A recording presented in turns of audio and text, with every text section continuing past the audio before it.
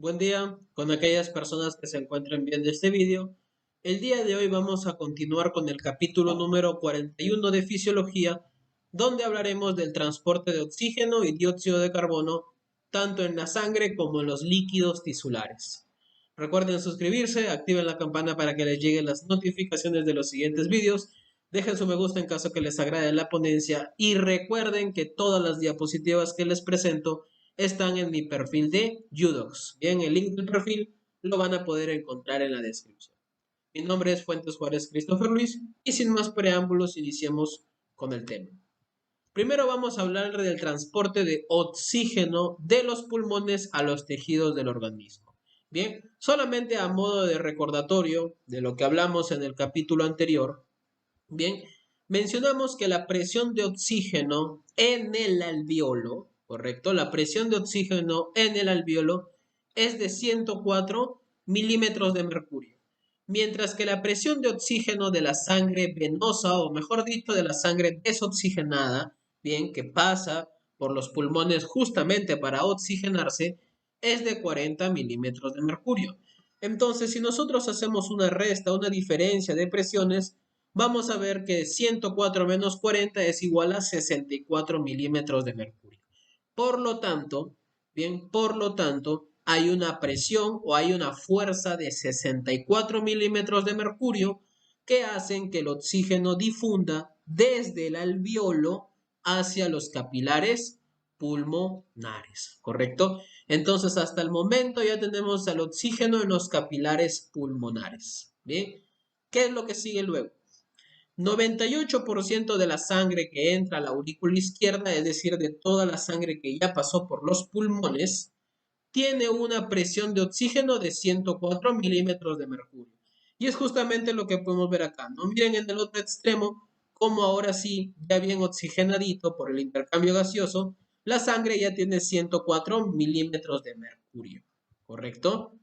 Lo que sucede, bien, que cuando está en camino a la aurícula izquierda, esta sangre se combina con otra sangre, bien. Si recuerdan, en los capítulos anteriores, les mencioné que los pulmones tienen dos tipos de circulación.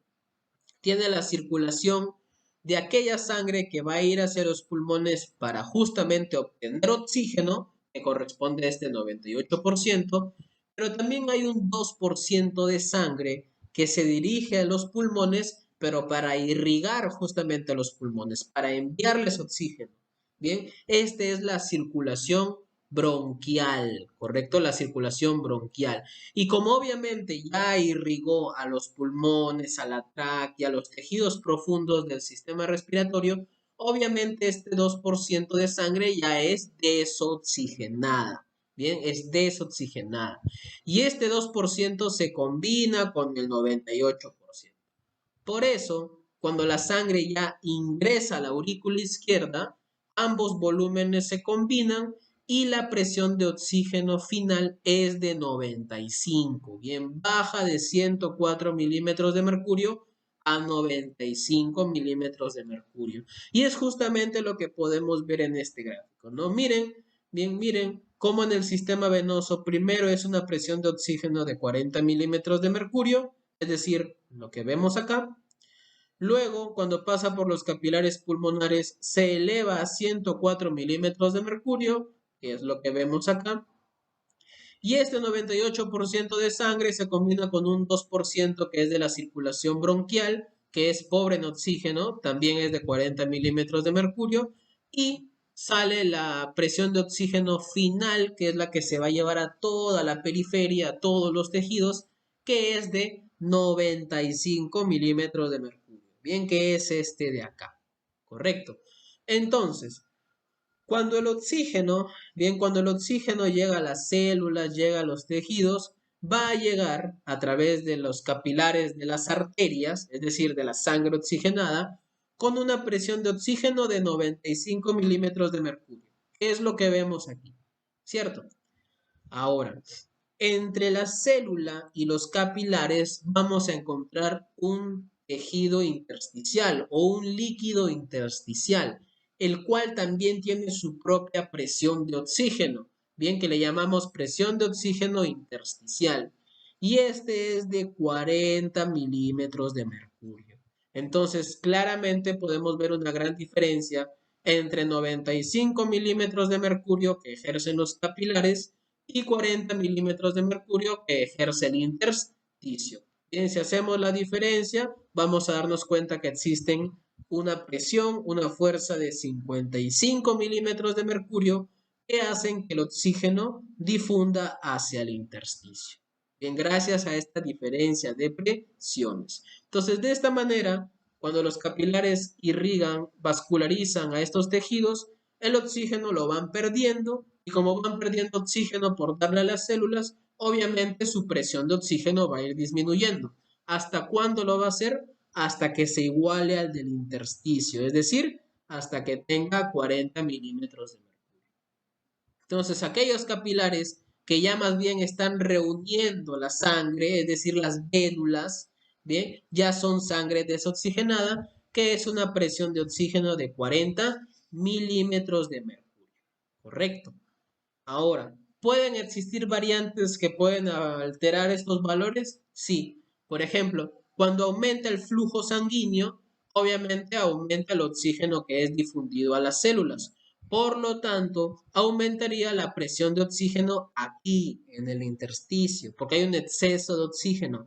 Ya no sería de 40, tal vez se elevaría más, pero siempre hay un tope, ¿bien? Lo máximo que puede aumentar la presión de oxígeno intersticial, bien, es de 95 milímetros de mercurio, ¿correcto? Entonces, a más flujo sanguíneo, más aumenta la presión de oxígeno intersticial. Por otro lado, si es que aumenta el metabolismo del oxígeno, si aumenta el uso metabólico del oxígeno, la presión de oxígeno más bien disminuye, bien, disminuye. Ya no sería de 40, sino tal vez de 35 o incluso 30 milímetros de mercurio, ¿correcto? Ahora, para que el oxígeno pueda ingresar a la célula, también es un juego de presiones. Aquí tenemos la presión de oxígeno intracelular, la cual casi siempre es más bajo que la presión de oxígeno intersticial. Mientras que en el intersticio es 40, dentro de la célula puede ser tan bajo como 5 milímetros de mercurio o incluso puede igualarlo hasta 40 milímetros de mercurio. Bien, en promedio se dice que es de 23 milímetros de mercurio.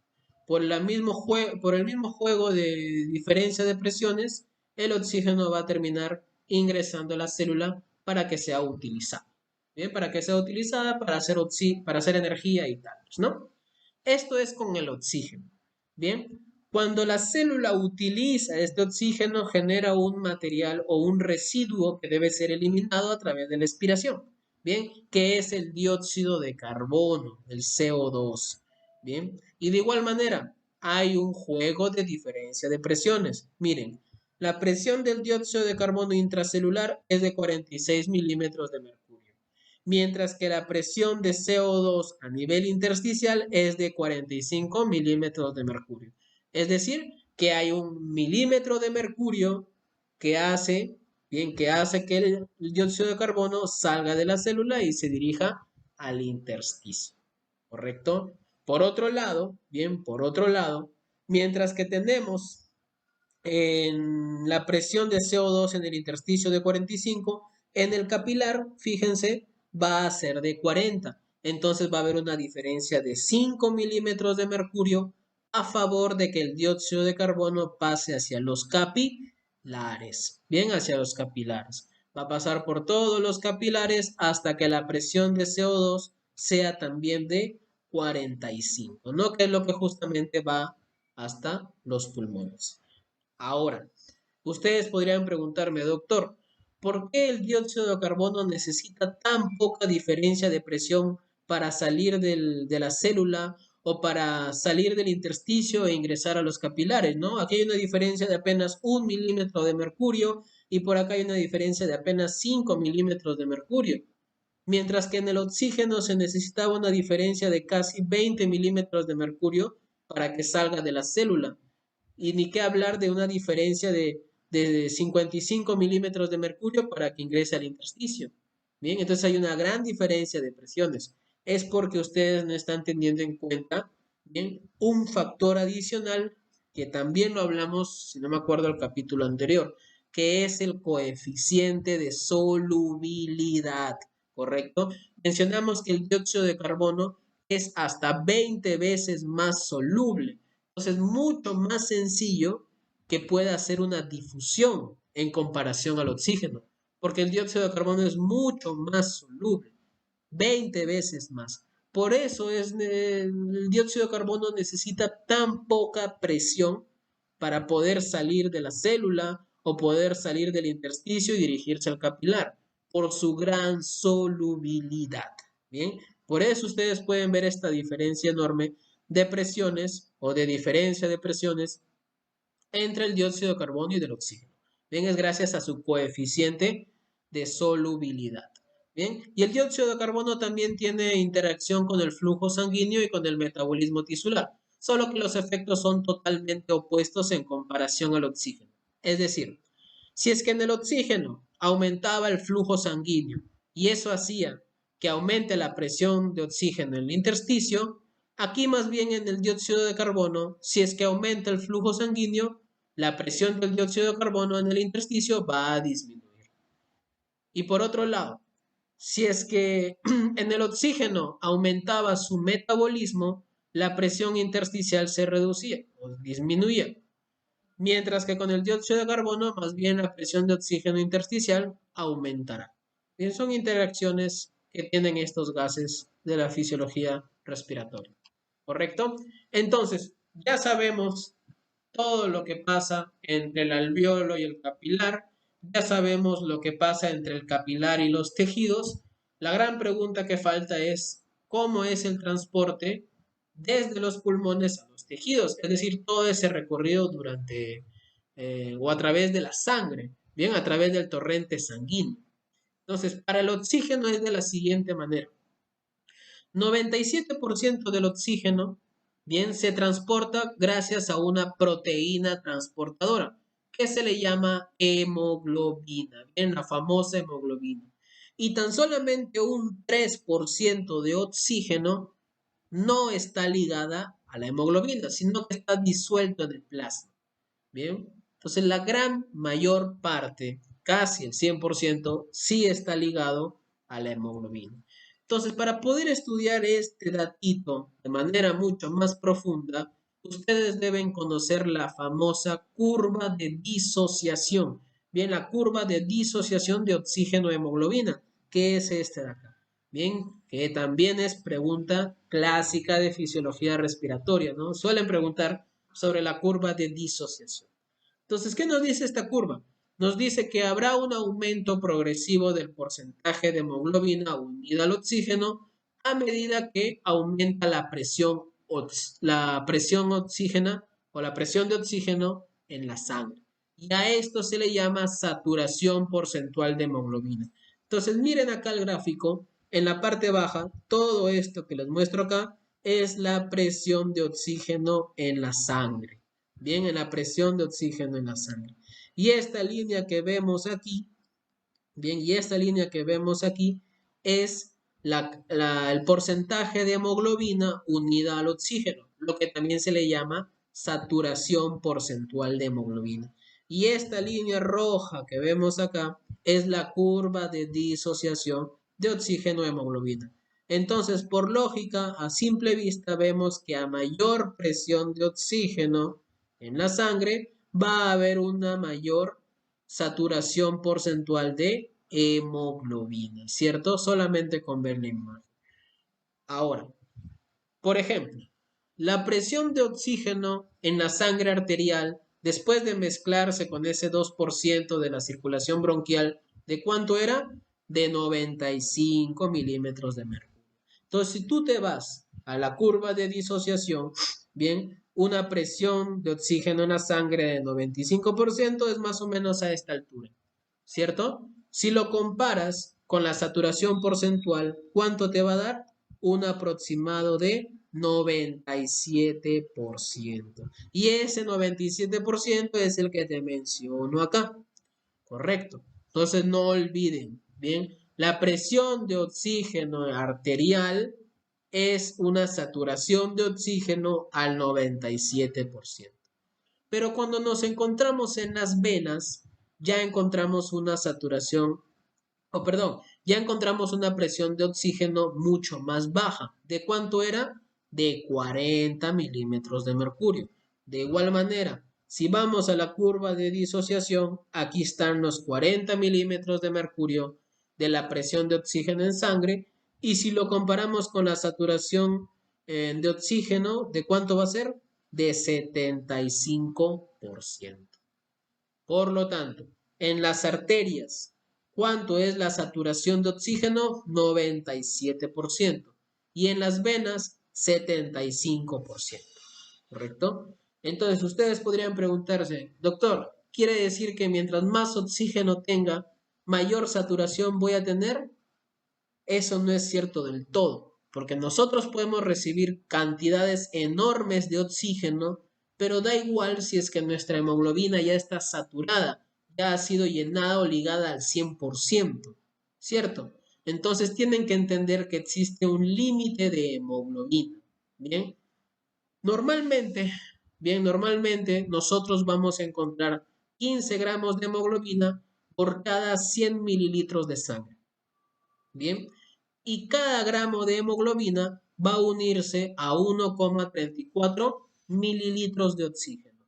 Entonces, si nosotros hacemos nuestro cálculo, los 15 gramos por los 1,34 mililitros de oxígeno nos va a dar 20, ¿cierto? ¿Qué nos da a entender este 20?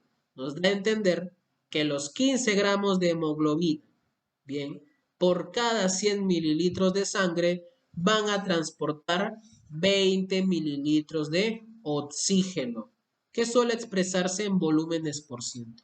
Y esto es lo que podemos ver en esta línea de acá. Bien, los volúmenes por ciento. Y vemos 20 volúmenes por ciento equivalen a utilizar el 100% de la hemoglobina.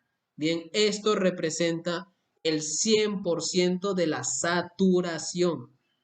Bien, de la saturación. Entonces, matemáticamente, la hemoglobina va a llevar hasta un 100%, o perdón, puede llevar hasta un 100% que equivale 20 volúmenes por ciento o 20 mililitros de oxígeno. Pero si vamos a la realidad, ¿de cuánto les dije que es la saturación en la sangre arterial? De 97%, que aquí lo vemos. Entonces, si nosotros hacemos un cálculo y lo llevamos a nuestra realidad fisiológica, ¿qué podemos decir? Que realmente en la sangre arterial vamos a encontrar 19,4 mililitros de oxígeno en la hemoglobina por cada 100 mililitros de sangre. Esto es en las arterias, ¿cierto? En las arterias. Porque en las venas, ¿cuánto era la saturación? 75%. Bien, por lo tanto, también haciendo cálculos, en la sangre venosa, bien, va a transportarse 14,4 mililitros de oxígeno en la hemoglobina por cada 100 mililitros de sangre venosa. Entonces, por lógica, si las arterias llevan 19,4 mililitros, le brindan oxígeno a las células, a los tejidos, y luego en las venas encontramos tan solamente 14,4 mililitros, ¿qué quiere decir? Que se le ha brindado 5 mililitros. 19,4 menos 14,4 es 5 mililitros. Entonces nosotros podemos concluir que en condiciones normales, en reposo, se transportan aproximadamente 5 mililitros de oxígeno desde los pulmones a los tejidos por cada 100 mililitros de sangre. ¿Correcto? Esto es en condiciones de reposo, porque en condiciones de ejercicio intenso, esto incluso puede triplicarse, puede ser hasta 15 mililitros de oxígeno. Bien, pero en reposo, en una persona sana, este es el valor que necesito que recuerden. 5 mililitros de oxígeno desde los pulmones a los tejidos por cada 100 mililitros de sangre. Ahora, estos valores que les estoy mencionando acá es de una persona que se encuentra cerca, bien cerca al nivel del mar, o al menos pocos metros por encima o sobre el nivel del mar. Estos valores cambian si la persona se encuentra muy arriba, muy por arriba o muy por debajo del nivel del mar. Por ejemplo, si una persona se sube a una montaña o a un avión donde está a más de 2.500 metros sobre el nivel del mar, la presión de oxígeno alveolar en la persona que está a nivel del mar, como yo, por ejemplo, bien, ¿de cuánto es la presión de oxígeno alveolar? De 104 milímetros de mercurio. Pero aquellas personas que están viajando, que están por encima de 2.500 metros sobre el nivel del mar, tienen una presión de oxígeno alveolar de 60 milímetros de mercurio. Es decir, que puede reducir casi la mitad. Y esto puede disminuir la saturación de oxígeno a un 89%. Bien, a un 89%. Entonces, ante esta situación, lo que el cuerpo hace, bien, o lo que el cuerpo hace con el fin de mantener estos 5 mililitros de oxígeno que habíamos concluido acá, bien, lo que hace el cuerpo es disminuir la presión de oxígeno a nivel de las venas, de tal manera que esto ya no sería de 40 milímetros de mercurio, sino baja a 35 milímetros de mercurio. ¿Para qué? Para que así se brinde más oxígeno a nivel de las células o de los tejidos. Bien, es un mecanismo de defensa o un mecanismo de respuesta que hace nuestro cuerpo en situaciones que estemos muy por encima sobre el nivel del mar, como aquellas personas que hacen sus viajes familiares, ¿no? Y se van a montañas súper altas, o aquellas personas que viajan en avión. Ahora, por el otro lado, si una persona se encuentra en la profundidad del mar, como aquellos que van en submarino, aunque en submarinos es más complicado, pero aquellas personas que bucean, por ejemplo, ¿no? Los que hacen buceo, ¿no? O aquellas personas que se exponen a cantidades enormes de oxígeno, como por ejemplo en una cámara hiperbárica, ¿bien? La presión de oxígeno puede aumentar muchísimo. Miren cómo puede aumentar hasta 500 milímetros de mercurio, cuando lo normal de presión de oxígeno alveolar es 104, es decir, casi como que se quintuplica, ¿no? Hasta 500 milímetros de mercurio. Pero da igual, ojo acá, da igual cuánto se eleve la presión de oxígeno alveolar, ¿bien? La saturación por parte de la hemoglobina a lo mucho es 100%. Y si en niveles normales sobre el mar es de 97%, quiere decir que aquellas personas que bucean en lo profundo del mar o que están en una cámara hiperbárica solamente van a aumentar su saturación como mucho un 3%. ¿Bien? Un 3% apenas, por más que se expongan a cantidades enormes de oxígeno. ¿Bien? Y justamente esta función de la hemoglobina, porque es una función de la hemoglobina, se le llama función amortiguadora de oxígeno. ¿Por qué amortigua? Pues obviamente, por más que llegue grandes cantidades de oxígeno, la hemoglobina solamente va a recibir hasta un 3% más. Bien, es una función amortiguadora. Ahora, existen factores que pueden desplazar la curva hacia la derecha, ¿no? Como lo vemos acá. Esa es la curva de disociación de oxígeno hemoglobina. Puede moverse a la izquierda, puede moverse hacia la derecha. ¿Bien? El hecho de que esta curva se mueva hacia la derecha aumenta la presión de oxígeno en la sangre por obvias razones. Bien, por obvias razones. ¿Cuáles son estos factores que pueden desplazar hacia la derecha la curva? Por ejemplo, cuando hay un aumento de hidrógeno, ¿no? Y este aumento de hidrógeno puede explicarse cuando la sangre se hace ligeramente más ácida. Por eso vemos aquí que tiene un pH de normal de 7.4, esa es la curva de disociación normal, con un pH de 7.4, pero cuando aumentan los hidrogeniones modifican el pH a 7.2 y esto desplaza hacia la derecha. Bien, y viceversa, ¿no? Cuando aumenta el pH a 7.6 se desplaza hacia la izquierda. Entonces, una causa de este desplazamiento es el aumento de los iones de hidrógeno. Bien, de los iones de hidrógeno. Otro factor es cuando aumenta la concentración de dióxido de carbono. ¿Cómo es eso, doctor? ¿Cómo puede ser que aumentando el dióxido de carbono también se aumenta la presión de oxígeno. Eso es gracias a un efecto que también es clásica pregunta de examen, que es el efecto Bohr, ¿correcto? El efecto Bohr. ¿Qué nos dice el efecto Bohr? Nos dice que cuando las células liberan el dióxido de carbono, ¿bien? Y este dióxido de carbono ingresa al eritrocito, ingresa a la sangre, obviamente aumenta la concentración de dióxido de carbono, ¿correcto? Pero el efecto Bohr consiste en que este dióxido de carbono, cuando ingresa al eritrocito, ¿bien? Se une al agua, ¿bien? Se une al agua. Cuando se une al agua, gracias a la anhidrasa carbónica, forman ácido carbónico, ¿bien? Mecanismo que hemos dicho un montón de veces en nefrología.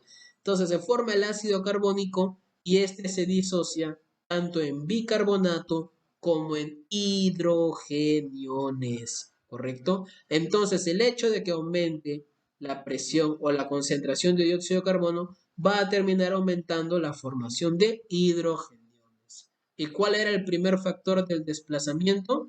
El aumento de los hidrogeniones. Entonces, esto va a provocar que la curva se desplace hacia la derecha. Bien, el oxígeno se disocia de la hemoglobina y se libera a los tejidos.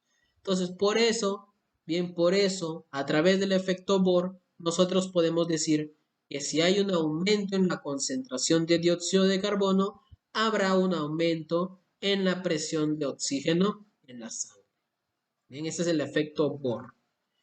Otro factor que también desplaza la curva hacia la derecha es el aumento de la temperatura sanguínea y también el aumento de la concentración de 2,3-bifosfoglicerato. Bien, bifosfoglicerato.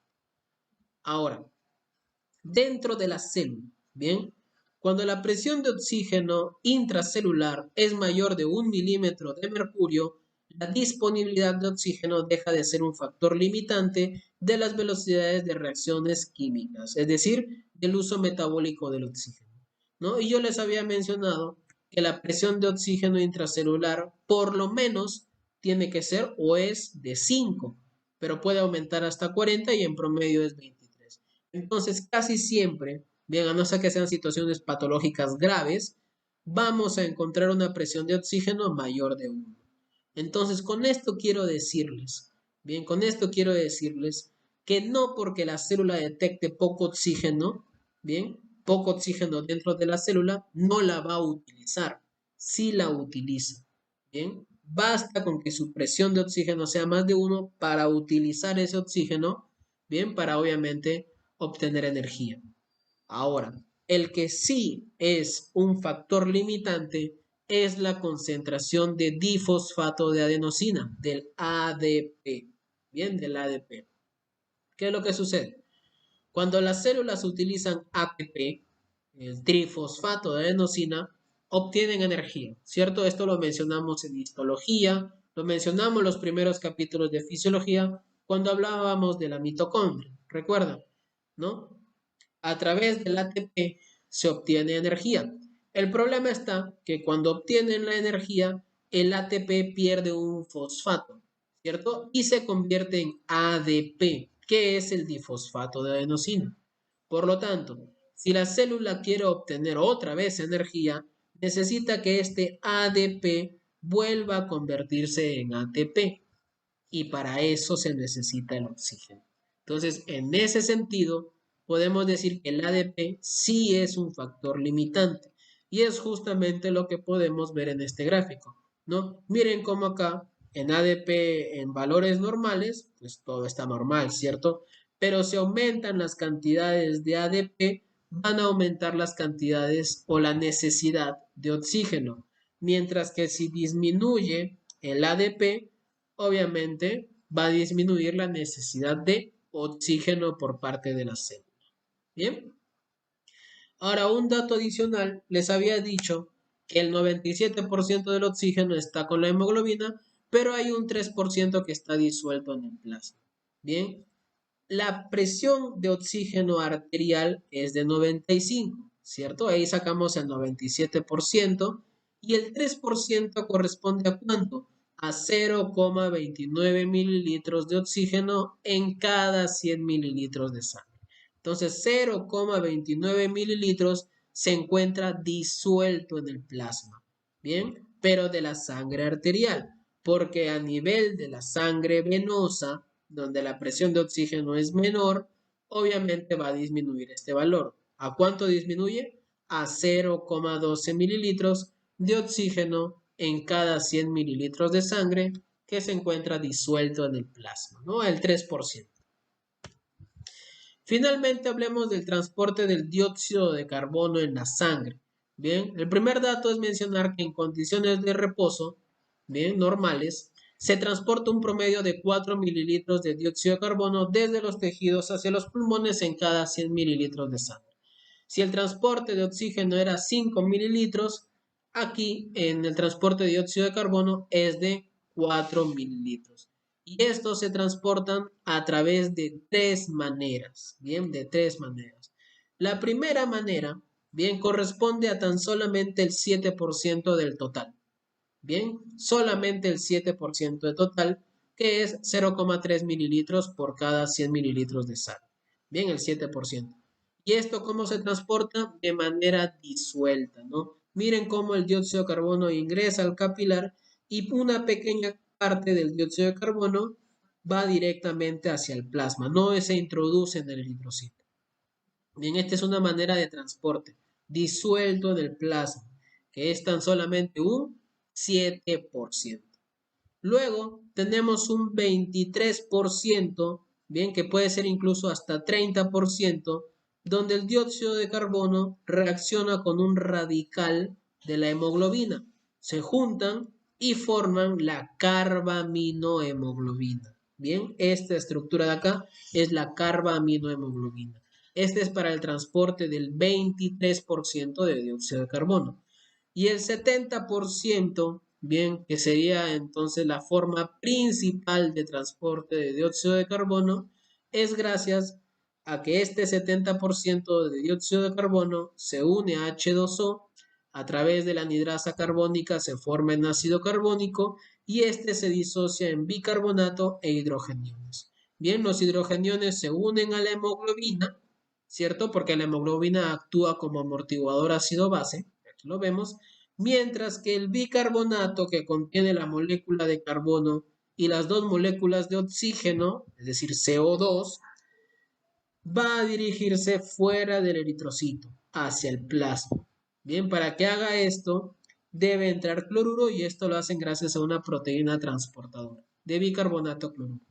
Entonces, ahí están las tres maneras en cómo se transporta el dióxido de carbono en la sangre. Bien, 7% lo hace de manera disuelta en el plasma, 23% lo hace en forma de carbaminohemoglobina y la principal manera del transporte de CO2 es en forma de bicarbonato. Bien, entonces ahí están las tres maneras. Finalmente, mencionarles que así como existe una curva de disociación de oxígeno-hemoglobina, también existe una curva de disociación del dióxido de carbono, que es este que vemos acá, ¿no? Vemos como si hay una presión de dióxido de carbono de 40 a 45, que es lo normal, ¿bien? Va a tener aproximadamente de 48 a 50 unidades o volúmenes, perdón, volúmenes por ciento, ¿bien? Volúmenes por ciento. Ahora, bien, así como el oxígeno tiene su efecto, que lo preguntan bastante, el efecto Bohr, el dióxido de carbono también tiene su efecto, que se le llama efecto Haldane. Bien, ¿qué nos dice este efecto? Nos va a decir que la unión del oxígeno a la hemoglobina la hace un ácido más fuerte. Bien, y esto tiende a desplazar el dióxido de carbono desde la sangre. Entonces, a mayor concentración de oxígeno, va a generar mayor desplazamiento de dióxido de carbono. Ese es el efecto de Haldane. Bien, y ese puede ser a través de dos maneras. La primera es que la hemoglobina tiene tendencia a combinarse con el CO2 para formar la carbaminohemoglobina, que es lo que ya hemos mencionado acá.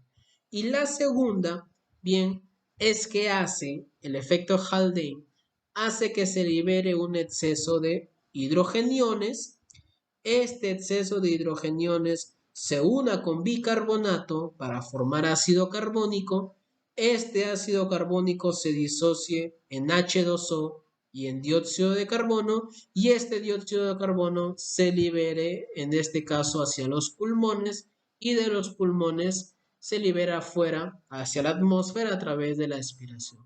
Es decir, que es todo el camino contrario al efecto Bohr.